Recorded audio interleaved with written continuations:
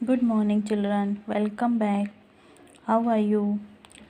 So, let's start with the video. Today, we start our new topic deficiency diseases. So, what is deficiency diseases? A person may be getting enough food to eat, but sometimes the food may not contain a particular nutrient. If this continues over a long period of time, the person may suffer from its deficiency. So deficiency of one or more nutrients can cause diseases or disorder in our body. Diseases that occur due to lack of nutrients over a long period are called deficiency disease. तो deficiency disease क्या होती है student?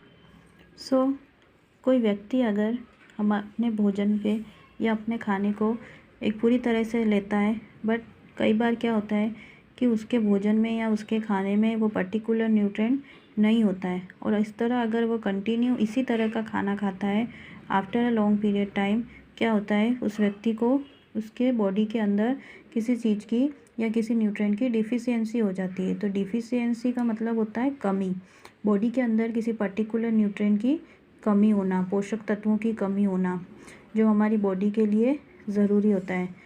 तो deficiency का मतलब होता है एक या एक से ज़्यादा न्यूट्रिएंट्स की कमी हमारे बॉडी के अंदर हो जाती है, जिसके कारण हमारी बॉडी में कोई भी डिसऑर्डर क्रिएट हो जाता है या कोई डिजीज़ बन जाती है। तो इस डिजीज़ का कारण क्या है? किसी भी पर्टिकुलर न्यूट्रिएंट की कमी over a long period of time. काफ़ी लंबे समय तक अगर किसी के शरीर में किसी चीज़ की कमी चल रही है तो उसके कारण उसको कोई बीमारी हो सकती है, तो उसे डिफिशियंसी डिजीज़ कहा जाता है। If a person does not get enough protein in his her food for a long time, he and she likely to have stunted growth, swelling of face, discoloration of hair, skin disease and diarrhea. यदि व्यक्ति को उसके खाने के अंदर या उसकी body को इनफ पर्याप्त मात्रा में कोई किसी भी तरह का प्रोटीन नहीं मिलता है, तो क्या होता है लंबे समय तक अगर ये क्रिया चलती रहती है तो उसकी जो ग्रोथ होती है वो रुक जाती है, अवरुद्ध हो जाती है, स्टंट हो जाती है।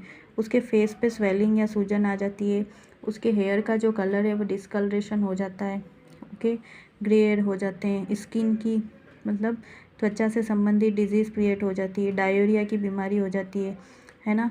तो इसमें ये होता है कि if the diet is deficient in both carbohydrate and protein for a long period of time, the growth में स्टॉप कम्प्लीटली। अगर कार्बोहाइड्रेट और प्रोटीन यदि किसी व्यक्ति के दोनों ही न्यूट्रिएंट्स की कमी अगर हो जाती है तो उसकी ग्रोथ जो है पूरी तरीके से रुक जाती है।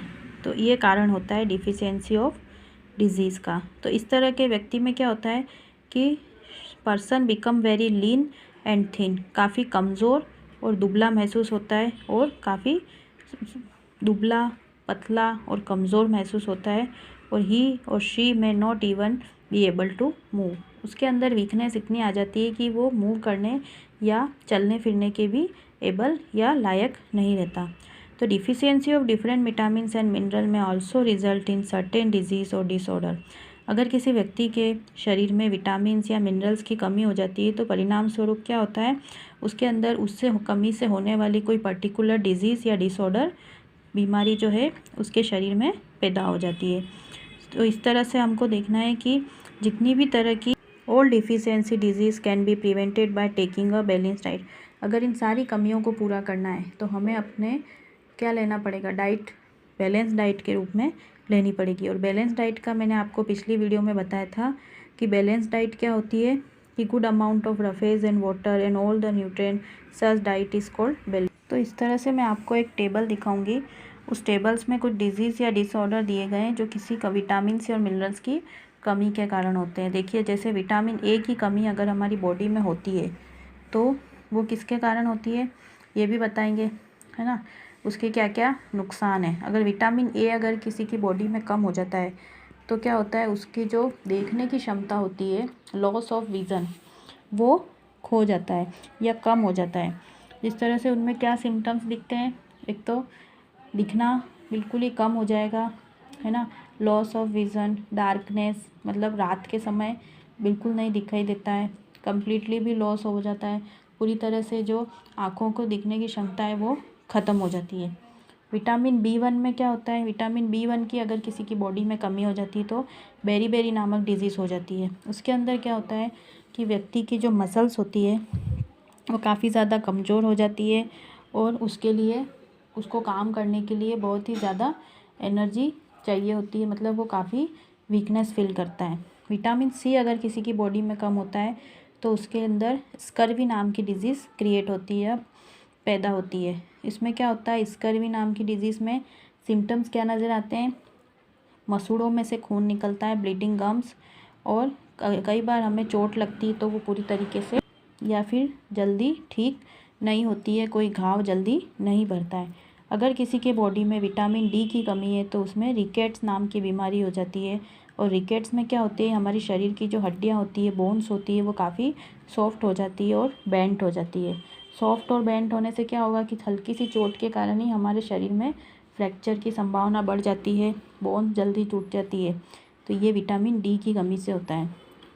अगर हमारी बॉडी में नेक्स्ट जो है कैल्शियम की कमी से बोन और टूथ, इन दोनों की बीमारियां होती है, जिसमें बोन्स काफ़ी वीक हो जाती है और दांत जल्दी गिरने लगते हैं। फिर है आयोडीन। आयोडीन की अगर कमी हो जाती है हमारे शरीर में तो गोइट्री नामक रोग हो जाता है, जिसमें हमारे जो नेक होती है, नेक रीजन के अंदर एक ग्लैंड पाई जाती है, वो ग्लैंड जो होती है वो फूल जाती है, उसमें स्वेलिंग आ जाती है। और चिल्ड्रंस के अंदर होता है तो उनमें मेंटल एबिलिटी, आयोडीन की कमी से मानसिक शक्ति का जो विकास है रुक जाता है। उसमें आयरन, अभी आयरन की कमी से क्या होता है कि एनीमिया रोग होता है। इसमें हमारे बॉडी के अंदर खून की कमी हो जाती है, और अगर खून की कमी हो जाती है तो बॉडी में वीकनेस बढ़ जाती है। So these find that so ensure that our meals have a balance of the different nutrients needed by the body। तो ध्यान रखना चाहिए कि अगर हमारे भोजन में इन चीज़ में से किसी भी एक चीज़ की कमी है, न्यूट्रिएंट्स की कमी है, तो हमें उसे बढ़ाना होगा, ठीक है, और उसे हमारी बॉडी के अंदर हटाना होगा एक बैलेंस डाइट के द्वारा। Okay, thank you.